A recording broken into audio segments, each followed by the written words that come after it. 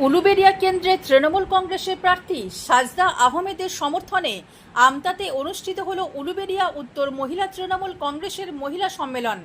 উপস্থিত ছিলেন সভানেত্রী পশ্চিমবঙ্গের মহিলা তৃণমূল কংগ্রেসের তথা অর্থমন্ত্রী চন্দ্রিমা ভট্টাচার্য, উলুবেড়িয়া উত্তর কেন্দ্রের বিধায়ক ডাক্তার নির্মল মাঝি, উলুবেড়িয়া উত্তরের তৃণমূল কংগ্রেসের সভাপতি বিমল কুমার দাস, হাওড়া জেলা গ্রামীণ তৃণমূল কংগ্রেসের মহিলা সভানেত্রী কাকলি সিংহ, উলুবেড়িয়া উত্তর তৃণমূল কংগ্রেসের মহিলা সভানেত্রী শিলা মাখাল, উলুবেড়িয়া উত্তর তৃণমূল কংগ্রেসের মাইনরিটি সেলের সভাপতি শেখ ইলিয়াস, আমতা 1 নম্বর পঞ্চায়েত সমিতির সভাপতি ও উলুবেড়িয়া 2 নম্বর পঞ্চায়েত সমিতির সভাপতি সহ উলুবেড়িয়া উত্তরের মহিলা নেতৃত্ববৃন্দ এবং কর্মী সমর্থকরা। এছাড়াও উপস্থিত ছিল উলুবেড়িয়া উত্তর কেন্দ্রের তৃণমূল কংগ্রেসের যুব সভাপতি পিন্টু মণ্ডল সহ তৃণমূল কংগ্রেসের নেতৃত্ববৃন্দ ও কর্মী সমর্থকেরা।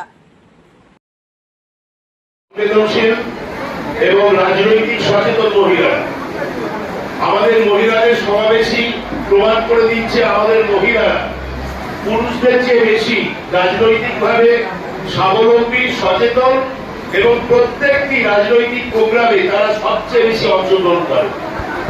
আমি গত 1 মাস ধরে উত্তর উলুবেড়িয়ার 14টি করছি, তখন আমার সঙ্গে যদি 50 জন থাকে তার মধ্যে 40 জন মহিলা থাকে।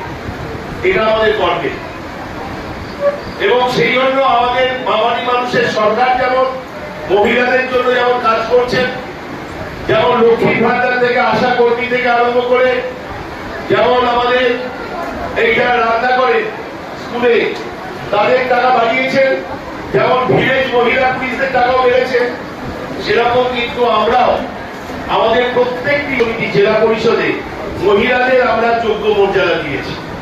প্রধান হচ্ছে মহিলা প্রধান। আমি জানি না কোথায় কি আছে কোন বিধানসভায়, এখানে আমাদের 14টি অঞ্চলের 12টি অঞ্চলে মহিলা প্রধান, 2টি পঞ্চায়েত সমিতির সভাপতি মহিলা, জেলা পরিষদের সদস্যরা আমাদের মহিলা সদস্যরা। তারা শুধু বসিয়ে দেওয়া নয়, তারা রাজনৈতিকভাবে সচেতন হয়ে মহিলাদের জন্য সংগঠিতভাবে তাদের সুখে দুঃখে বিপদে আপদে যন্ত্রণায় জীবনের ছন্দে তারা প্রতিনিয়ত কাজ করেছে বলে তারা যোগ্য মর্যাদা, যোগ্য সম্মান তারা পেয়েছে। নিজের পরিচয় দেখেছেন গণসভা,